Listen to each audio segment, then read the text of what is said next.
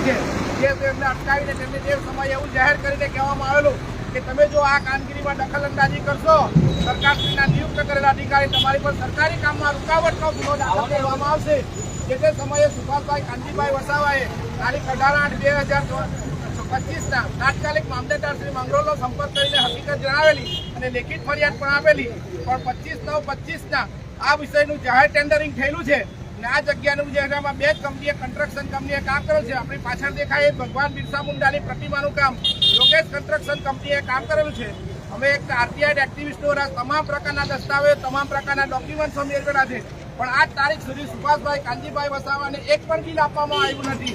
પણ જે જાણવા મળેલી હકીકત મુજબ આ પછાડ બનાવવામાં આવેલી ભગવાન બિરસા મુંડાની પ્રતિમા અને તાત્યા મામાનું પ્રતિમાનું કન્સ્ટ્રક્શનનું કામ 29 લાખ રૂપિયામાં બનાવવામાં આવ્યું છે। પ્રથમ દ્રષ્ટિથી જોતા લેખિતો ભ્રષ્ટાચાર છે, જે પૂરેપૂરું બનાવવામાં આવ્યું નથી અને અત્યારે સુપ્રીમ કોર્ટની હમણાં નવી જાહેર કરી ગાઈડલાઇન્સ અનુસાર જો આ પ્રતિમાને અત્યારે માપણી કરવા માટે આ સ્ટેટ હાઈવે 48ની નજીકથી પસાર થાય છે, 100 મીટરની દૂરી પર બનાવવાનું હોય છે, આ સર્કલની વચ્ચોવચ્ચ બનાવવાનું હોય છે। જે તે સમયના અધિકારીઓ કોઈ રાજકીય નેતાઓના ગાઈડલાઇન્સથી આ કામગીરી બળજબરીપૂર્વક અહીંયા કરેલી છે।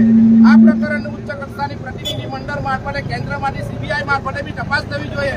આ નાણાં પ્રજાના વપરાયેલા છે, પ્રજાના નાણાં ખોટા રસ્તે વપરાયેલા છે।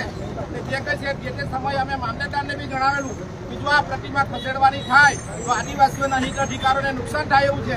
તેમ છતાં એમને પોતાનો રાજકીય હોદ્દો, પોતાનો સત્તાનો હોદ્દાની જોડથી અમને દબાવવાનો પ્રયાસ કરેલો, પણ અમે જ્યાં સત્ય છે કદી દબાતું નથી। સત્ય એક દિવસ બહાર આવી જાય છે।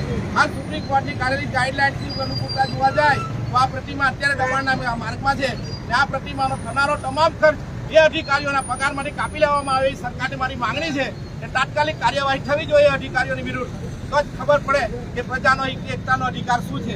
આ જે કહે છે દેશના તમામ નેતાઓ બી શાંતિપૂર્વક સાંભળી લે, કોઈ આ દેશનો માલિક નથી, આ દેશનો ખરો માલિક આદિવાસી છે, એના સિવાય બીજો કોઈ નથી। જે કોઈ ચૂંટાઈને ખુરશી પર બેઠો છે એ કોઈ એવું સમજે છે કે હું આ દેશનો માલિક છું કે જબરજબરી તમારો અવાજ દબાવી દઈશ, કોઈ દબાવી શકવાનો નથી। ઇન્સાનને કોઈ મારી શકે છે, એનો અવાજ દબાવી શકતો નથી। બોલો જય આદિવાસી, જય।